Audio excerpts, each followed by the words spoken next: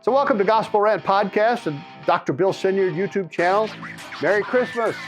And thanks for spending these few precious moments with me. I know Christmas is busy with stuff, wrapping up work, family, presents, all that good stuff, eggnog. So I'm going to try to make this presentation very much worth your time. It's short, relatively, and I think you'll enjoy it. So I have preached on the Luke passage, the Christmas text, over 30 times. And the hardest thing is the familiarity. Audiences' brains just turn off. We've heard it all before. But look, stick with me, and I think you're going to agree that this is different, provocative, and entertaining. This whole notion of God face, God with a face, I think it's going to be life-changing. And look, you don't have to agree. Let me know. Push back, agree, disagree. You can do it at bill@gospel-app.com, or if you're watching this on the YouTube channel, just add a comment. Yep. Well, here we go. In 2024, 3.6 million people visited Lourdes to drink the water. Over 1 million received Mass at Medjugorje. An estimated 20 million went to Guadalupe to hopefully see and pray to Our Lady and experience something of heaven. Among the numbers were not only Catholics, but Protestants and even Muslims. The Catholic theologian I'm a fan of, Bernard of Clairvaux, explains, quote, "If you fear the Father, go to the Son. If you fear the Son, go to the Mother." He was very Catholic.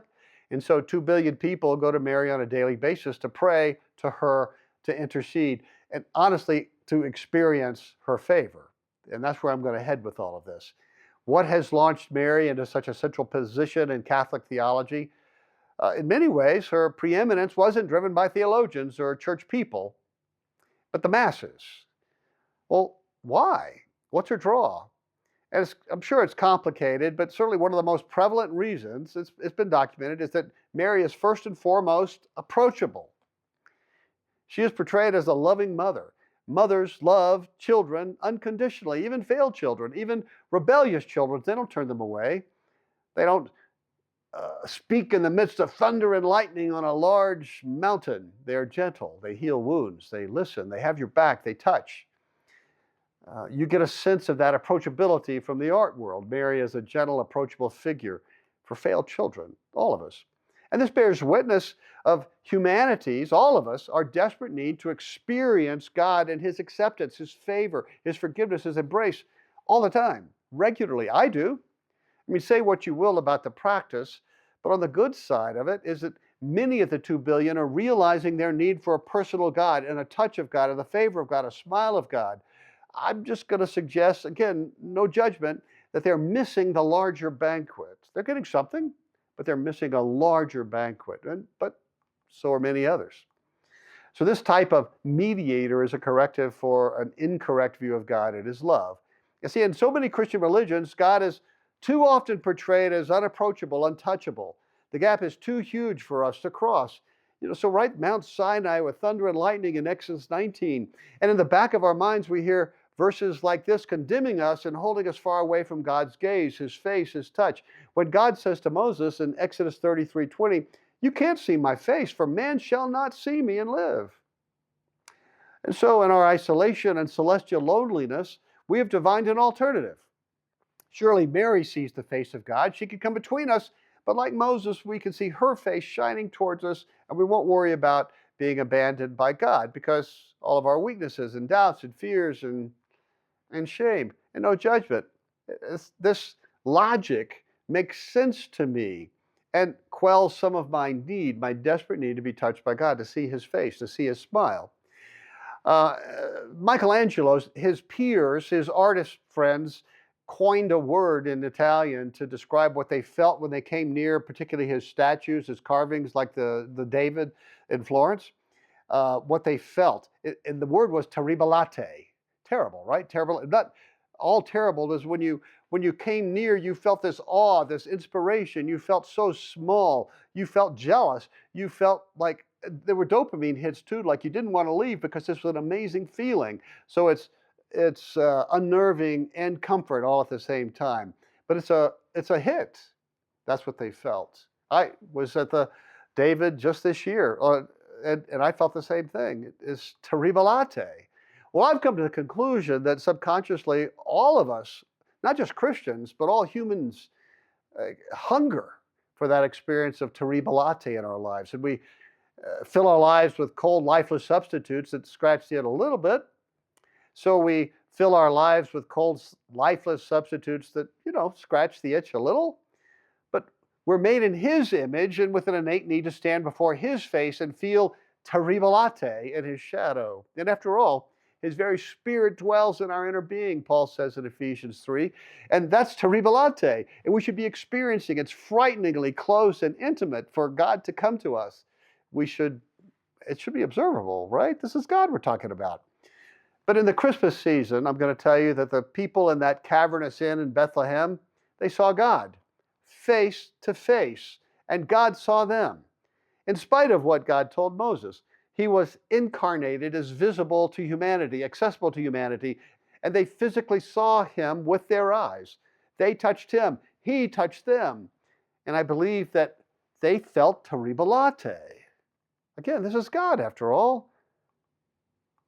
Jesus said later, if you've seen me, you've seen the Father. It's a strange, I get it. I imagine some of you are pushing back. This is strange, biblical, paradoxical contradiction in the highest order, of course. In one breath, God is too terribilate to be seen by our naked, unclean eyes. He's Spirit and high Spirit.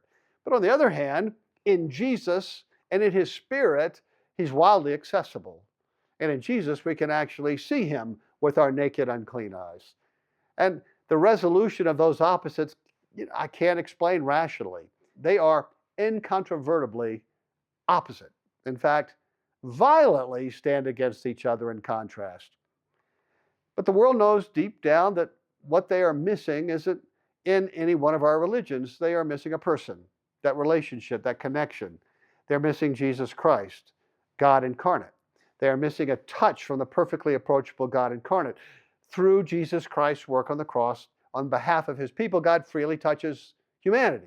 And humanity can freely touch Him in special ways, in intimate ways, powerful ways, experiential ways.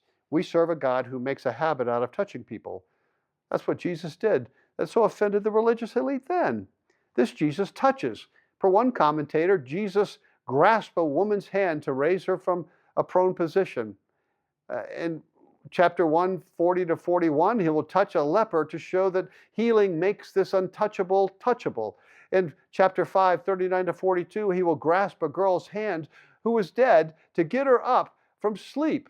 In chapter 7, verse 33, He will put His fingers in a deaf mute's ears and touch his tongue with spittle to give him hearing and speech. In chapter 8, 22 to 24, He will spit on a blind man's eyes and touch them to give him sight.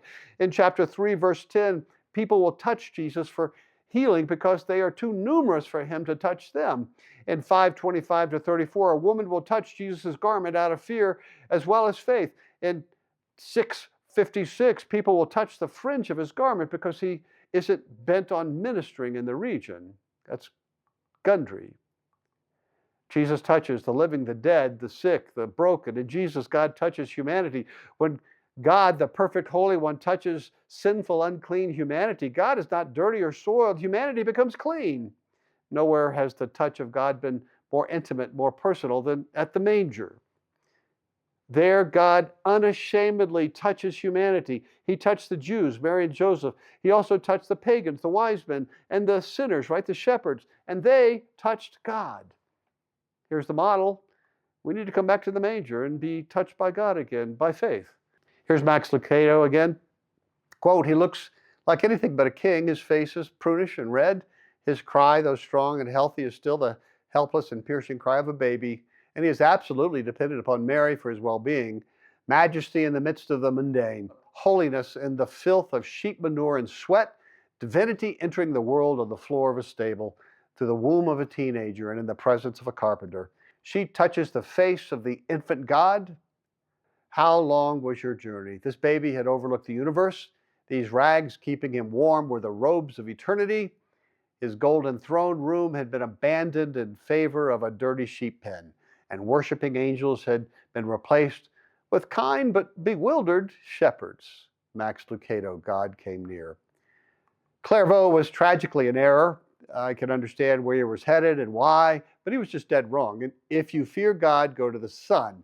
If you fear the Son, come back to the manger and be touched by the God-child, the perfectly approachable deity. And there you can touch him. Here's one of my favorite songs. Mary, did you know that your baby boy would someday walk on water?